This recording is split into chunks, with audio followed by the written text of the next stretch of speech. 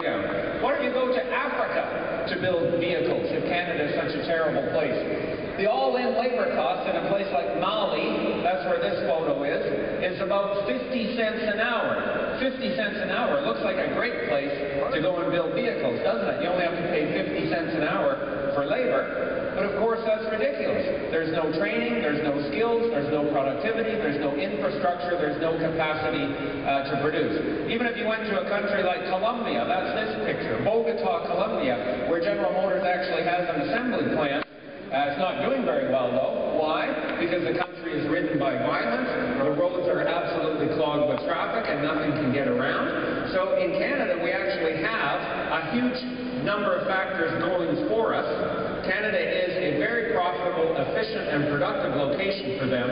And before Mr. Ackerson and Mr. Mullally and Mr. Martioni start running down our country the way they did for bargaining, I invite them to come up to Canada, put in a single shift chasing the assembly line like you folks do, and see what a fine place Canada is and what a productive auto industry we have. Now, the dollar hurts us in bargaining. It will come down eventually. We don't know when. We have argued that it's because of the dollar, not because of our wages, that we look expensive. But the companies are still pushing back, saying, we don't care. I'm sorry that you pay more in Canada for consumer prices than you do in America, but I can still hire someone for cheaper somewhere else. So in the end, we had to deal with the challenge of the loonie and the challenge that it posed for our fixed costs in our bargaining, and this is how we adopted the strategy that we followed. Let me give you a little bit of detail in terms of the labor cost comparisons at General Motors and what the dollar has done to those cost comparisons. This table shows what's known as all-in labor costs.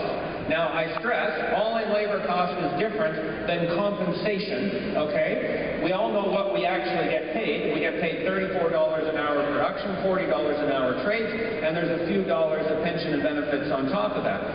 Everyone in Canada who listens to the radio, the call-in radio show, seems to think that auto workers make $60 an hour or $70 an hour, right? This is the mythology that's out there, and it's because they're misusing this concept called all-in labor cost, which isn't compensation. It also includes all of the other labor-related costs in an operation, including the taxes that General Motors pays to the government, penalties for WSIB and other expenses, even the cost of plant downtime and shutdowns is boiled into this. So it isn't about compensation.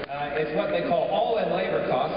In America, in the GM operations, the all-in labor costs are about $57, $58 American. In Canada, even with the dollar at par, they're about $60 Canadian. So the dollar has made us look more expensive than we are, but even with the dollar at par, the gap is not the end of the world. The gap is around $2 or $3 an hour, or under 5%. And on a $60 an hour base, that isn't enough to really affect your business decisions. If the dollar was where it should be, at 81 cents, we'd actually have a $9 or $10 an hour cost advantage in Canada versus the U.S., and that's how it was in the 70s, the 80s, and the 90s when the dollar was much lower. Canada was considered a low-cost jurisdiction. The only thing that's changed is not our contract, it's the value of the dollar.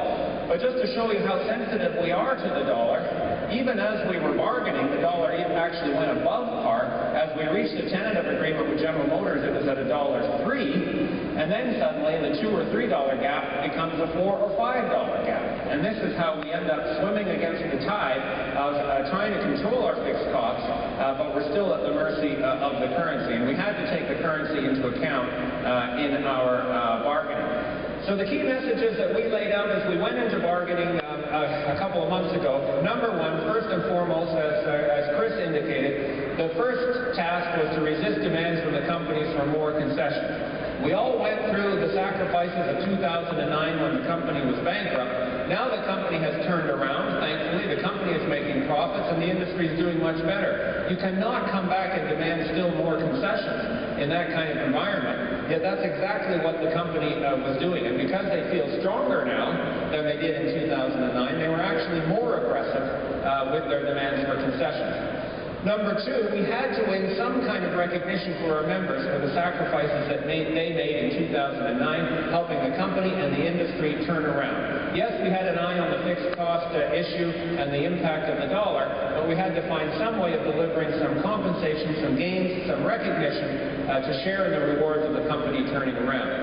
But we had to do that in a way that controlled our fixed costs and kept us in the ballpark for the next round of investments. Because if we're not getting those new investments, the new tooling, the new product allocations, then in the long run, our industry is going to disappear. So this was the balancing act that we had, the strategies that we adopted as a way of delivering some value to our members and recognition for what they had done. We focused in on the idea of using bonuses instead of wage increases to deliver some value to our members without increasing the fixed cost.